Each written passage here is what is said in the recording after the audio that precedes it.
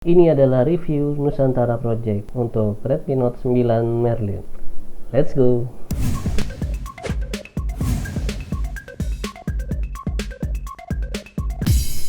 Halo sob, gue Iyas and welcome back to Rise Tech Channel. Oke, setelah kita bahas tentang cara install ROM Nusantara Project ini, kali ini kita akan review sedikit tentang Nusantara Project ini. Oh iya, opini dari review ini pure dari gue pribadi ya, dan ini merupakan hal baru yang gak pernah gue lakuin sebelumnya. Di video kali ini kita akan bahas secara ya bisa dibilang detail nggak detail ya tentang Nusantara Project ini. Untuk pembahasannya akan kita bagi menjadi 3 bagian ya. Pertama kita akan tes dari performanya, kemudian dari fitur-fitur di dalam ROM ini, dan yang terakhir mungkin kita tes gamingnya ya.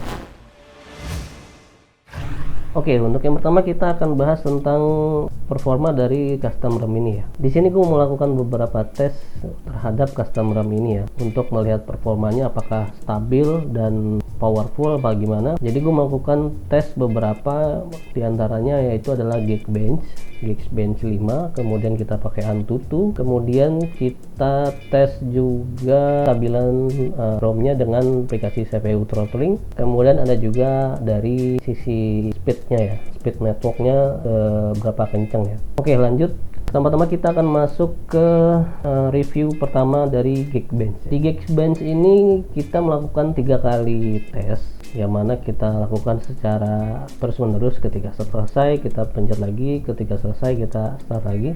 Di sini gue mendapatkan nilai yang tipis-tipis ya di Geekbench ini.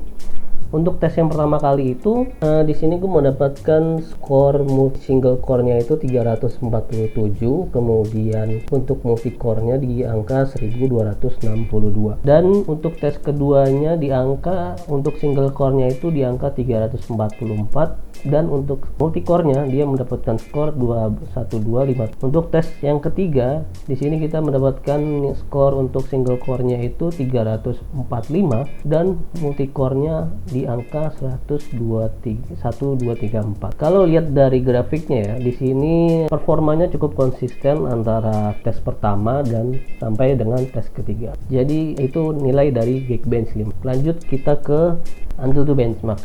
Untuk pengatasan Antutu benchmark juga kita lakukan sebanyak 3 kali dan kita mendapatkan hasil sebagai berikut. Untuk total skor dari tiap-tiap pengetesannya sebagai berikut ya. Ini untuk tes pertama kita mendapatkan skor sekitar 173.479.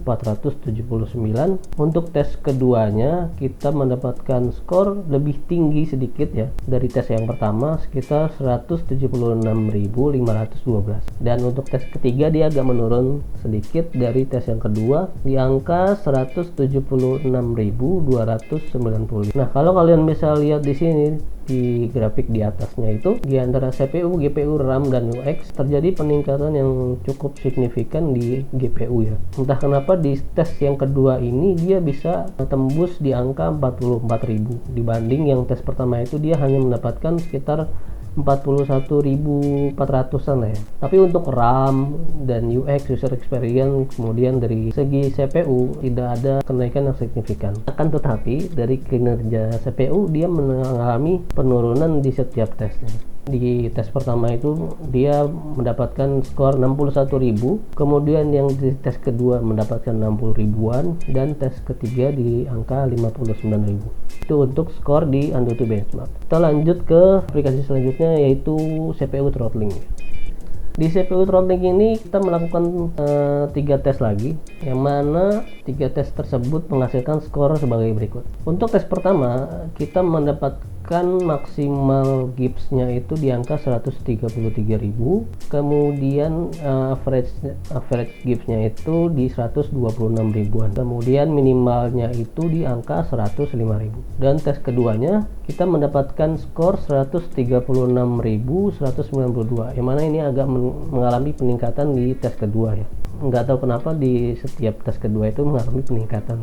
Sama dengan average Gibbs-nya juga dia meningkat dari di Gibbs keduanya ini malah dia turun di angka 125.000, padahal di tes pertama tadi dia mendapatkan 126.000. Dan untuk di tes ketiga ini dia mendapatkan skor yang lebih rendah dari tes pertama dan kedua, mungkin karena dipaksa untuk bekerja lebih keras dan mungkin CPU-nya agak mulai kelelahan ya. Di sini dia skornya turun dari angka 124.000, kemudian average Gibbs-nya jadi 114. Ini lumayan cukup signifikan jauh ya. Dan untuk minimal Gibbs-nya itu di angka 87.690. Kalau kita simpulkan dari ketiga tes ini, standar dari kestabilan ROM ini berada di angka 130 ribuan ya, yang mana itu lumayan bagus lah untuk dari segi performa. Kemudian kita juga melakukan testing network ya. Jadi biasa kalau gua install custom ROM itu hal-hal ini tuh penting banget ya. Selain performa tadi adalah dari segi speed test. Nah, di sini kita akan melakukan speed test sampai dengan 3 kali, dimana dengan koneksi WiFi 100 Mbps ya. Kalian bisa lihat ini adalah hasil speed test dari PC yang kita lakukan. Untuk downloadnya mendapatkan 95 Mbps, kemudian untuk uploadnya mendapatkan 47 Mbps. Nah, sekarang kita lihat hasil dari tes WiFi dari Nusantara Project ini. Untuk nilai tes pertama itu dia mendapatkan di angka 34,5 Mbps. Itu tadi untuk uploadnya ya. Dan untuk downloadnya itu dia mendapatkan di angka 32,7. Memang agak jauh dari yang kita tes di PC ya. Mungkin karena memang keterbatasan hardware-nya juga dari si Xiaomi Redmi Note 9 ini. Kemudian untuk pengetesan kedua, downloadnya itu dia mendapatkan sekitar 38,4. Di sini dia naik ya dari tes yang pertama tadi. Kemudian tes keduanya uploadnya mendapatkan 34,5. Lanjut ke pengetesan ketiga, di sini speednya mulai nambah lagi dari 38 di sini naik ke 41,5.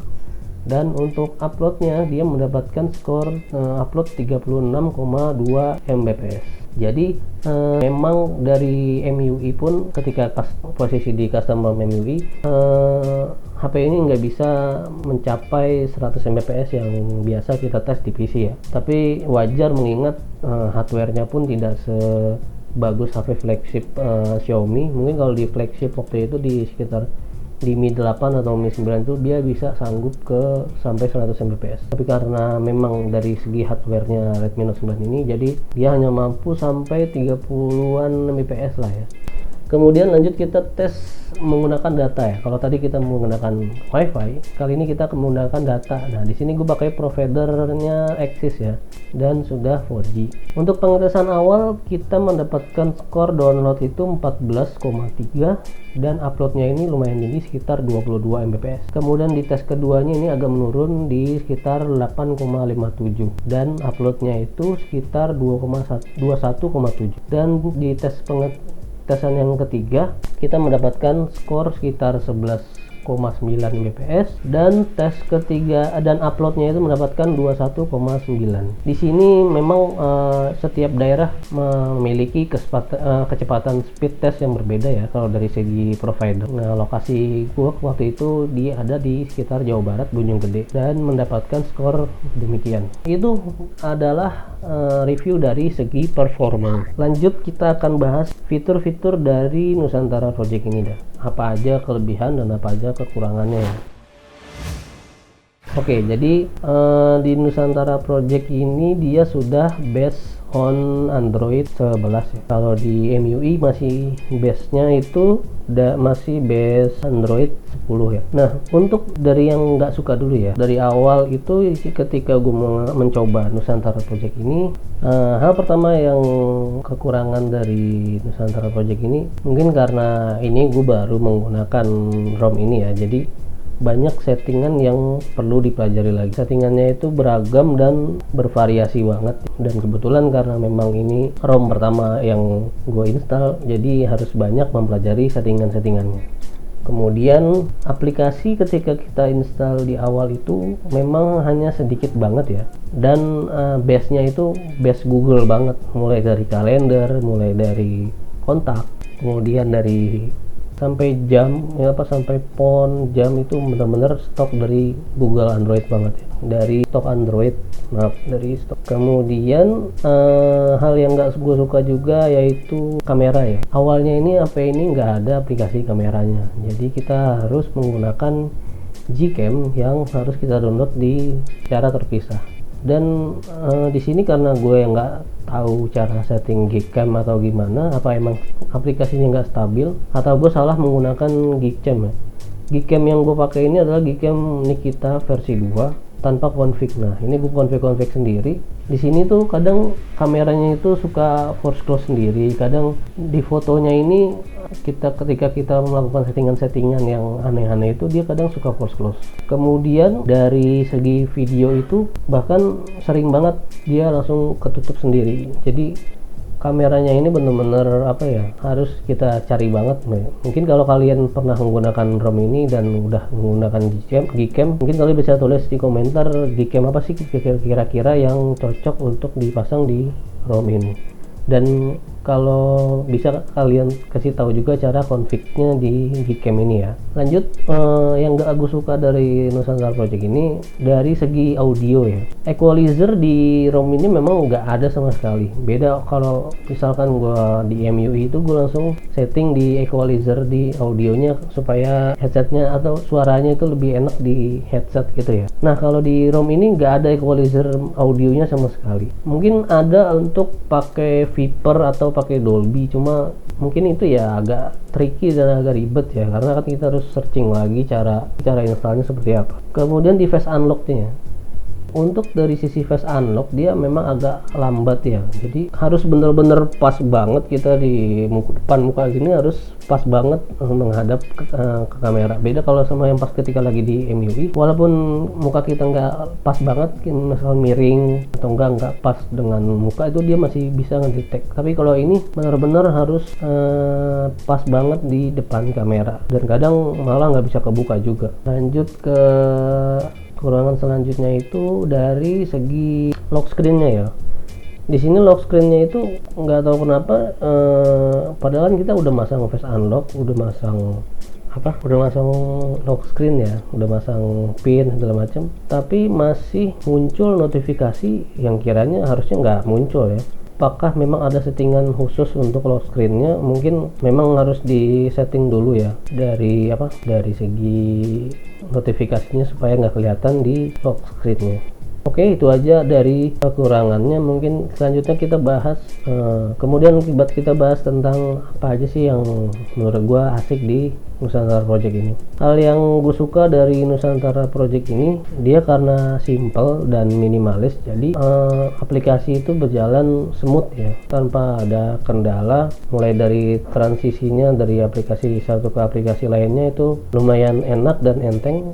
Kemudian dari segi customisasinya ya, customnya itu banyak banget dari segi tema, notifikasi. Di sini bahkan gue seminggu pakai itu masih belum tahu betul apa aja sih fungsi dari setiap settingan-settingannya ini ya, karena banyak banget settingan yang perlu dipelajari lagi. Kemudian dari segi user interface-nya ya, di sini kan karena dia sudah Android 11, dari status barnya juga agak sedikit beda ya. Ini di atas dia ini pure toggle semua. Kemudian notifikasinya itu dipisahkan ya, antara notifikasi, kemudian dari message. Misalkan dari WhatsApp itu dia masuknya ke kolom message-nya itu. Seperti itu untuk kesan awal dari Nusantara Project ini. Maaf kalau memang banyakkan kurangnya daripada lebihnya, karena memang perlu waktu yang lama untuk mereview ROM ini ya. Tapi untuk dari segi performa daily use, dari segi charging itu juga masih normal, nggak lambat-lambat banget. Kemudian baterai juga, untuk ketahanan baterainya dia juga masih lumayan, bisa sentuh sampai 1 harian ya. Dan itu kan suka dan nggak sukanya gue dengan Nusantara Project. Kemudian dari segi gamingnya ya, dari segi gamingnya ini Oke, mungkin itu review dari gue ya terkait Nusantara Project ini. Mohon maaf kalau ada review yang kurang mendetail atau memang banyak kurangnya di review ini, karena memang kita baru mempelajari cara untuk mereviewnya. Semoga video ini bermanfaat untuk kalian, dan terima kasih untuk tim LRT untuk TWRP-nya dan dari tim Nusantara Project sudah membuat ROM yang sungguh luar biasa ini. Dan akhir kata, jangan lupa subscribe channel ini supaya kalian bisa terus nonton review tentang custom RAM yang lain selain Nusantara Project ini, karena kita akan coba banyak custom RAM dan kita tes dari segi performa, dari segi gaming, dari segi fitur-fiturnya. Kita akan bahas di video-video selanjutnya. Like video ini jika video ini bermanfaat, dan share ke teman-teman kalian yang lagi mau install Nusantara Project ini biar dia tahu reviewnya seperti apa di Nusantara Project ini. Oke, akhir kata Yas pamit. Ilaliko.